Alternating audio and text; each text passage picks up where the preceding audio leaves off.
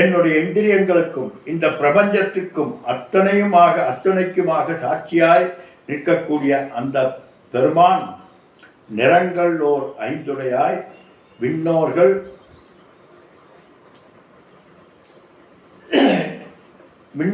ஏற்ற மறைந்திருந்தாய் எம்பெருமான்.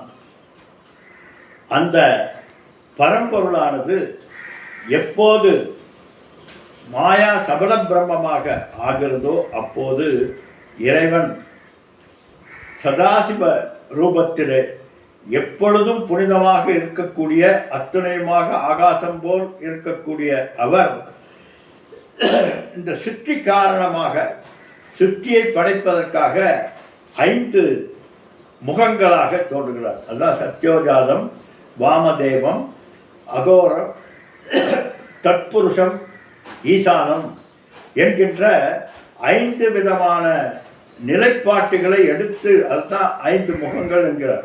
பகவானுக்கு 5 முகம்னா இப்படி இந்த பக்கம் அந்த பக்கம் அப்படி அல்ல. 5 விதமான எப்படி வாயிலாக